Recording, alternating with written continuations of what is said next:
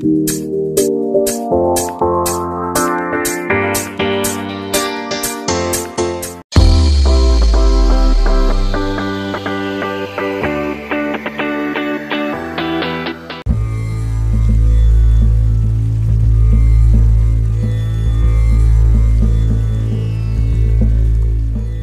Jahal akan dikenang sepanjang masa, bisa jadi sampai kiamat nanti. Dia adalah tokoh antagonis musuh bebuyutan Rasulullah Shallallahu Alaihi Wasallam sepanjang masa. Abu Jahal mati secara mengenaskan dalam Perang Badar, yaitu perang besar pertama kaum muslimin dengan kafir Quraisy. Kisah ini berawal saat terjadi Perang Badar yang memiliki pasukan sebanyak 313 orang dengan senjata yang minim seperti sekop, pacul, alat-alat dapur, dan alat-alat pertanian. Hal ini terasa wajar karena kaum Ansor yang merupakan penduduk asli Madinah memiliki mata pencaharian sebagai petani sehingga mereka tidak biasa berperang melainkan bertani. Berbeda dengan kaum Muhajirin Mekah yang sudah terbiasa berperang, dengan peralatan dan senjata yang sederhana ini mereka dapat mengalahkan pasukan kafir Quraisy yang jumlahnya lebih banyak, yakni dengan 1000-an orang, padahal peralatan dan senjata mereka lebih lengkap dan terlatih. Jika kita pikir-pikir mungkin akan timbul keheranan bagaimana mungkin pasukan dengan jumlah yang banyak dan peralatan lebih lengkap kalah dengan kaum Ansor. Kesederhanaan ini tidak hanya terjadi pada alat dan senjatanya saja, tapi juga pada transportasinya. Satu kuda saja bisa ditunggangi oleh lebih dari satu orang, bahkan keledai pun juga digunakan sebagai sarana untuk berperang.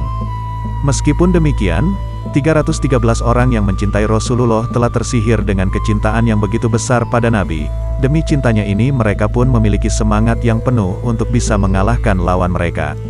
Allah telah memberikan kemenangan pada pasukan Sayyidina Muhammad Shallallahu Alaihi Wasallam karena beliau adalah kekasih Allah. Seusai perang Rasulullah mendatangi para pembesar kafir Quraisy yang gugur di peperangan tersebut. Nabi bertanya pada Abu Jahal, bukankah mereka telah memperoleh apa yang dijanjikan Allah? Sesungguhnya Rasulullah telah mendapatkan jika semua janji Allah itu adalah benar. Kala itu Abu Jahal sendiri sudah menyadari bahwa dirinya akan menjadi sasaran utama kaum muslimin. Itu sebabnya ia dijaga ketat pasukan kafir Quraisy. Tatkala dua pemuda itu melesat maju bagaikan anak panah yang lepas dari busurnya, Abu Jahal dilindungi 10 lapis pasukan bersenjatakan lengkap. Pemuda 15 tahun bernama Muawis menerjang pasukan musyrikin itu untuk dapat menebas Abu Jahal. Pedangnya sukses melukai paha Abu Jahal dengan sayatan yang dalam. Hanya saja Muawis syahid sebelum berhasil membunuh Abu Jahal.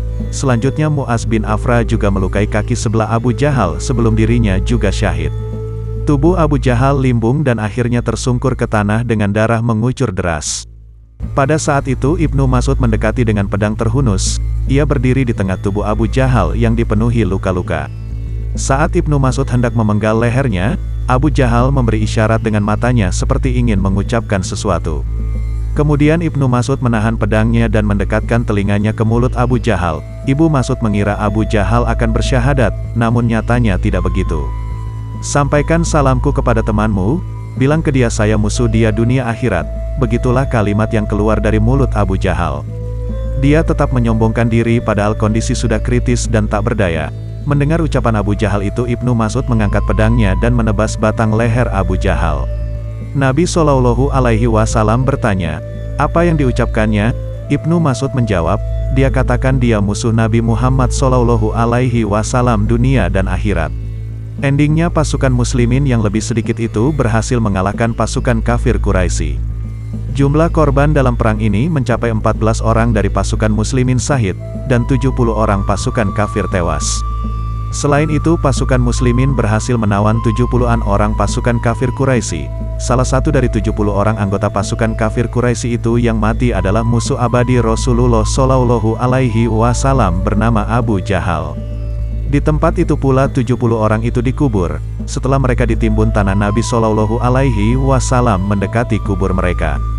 Sebagaimana diriwayatkan secara muttafaq alaih, Rasulullah Shallallahu Alaihi Wasallam lalu mengajak bicara orang-orang kafir yang telah mati itu di dalam kuburnya. Hai Abu Jahal bin Hisham, hai Utbah bin Rabi'ah dan Syaibah bin Rabi'ah. Rasulullah Shallallahu Alaihi Wasallam menyebut nama-nama petinggi Quraisy lainnya. Apakah kalian telah mendapati apa yang telah dijanjikan oleh Rabb kalian itu benar? Para sahabat terperanjat dengan apa yang dilakukan Rasulullah itu. Umar bin Khattab radhiyallahu anhu bertanya, Bagaimana engkau mengajak bicara orang-orang yang telah menjadi bangkai, demi zat yang jiwaku berada di tangannya?" Lalu Nabi Shallallahu Alaihi Wasallam menjawab, "Kalian tidak lebih mendengar pertanyaan atau perkataanku itu melebihi mereka, hanya saja mereka tidak dapat menjawab."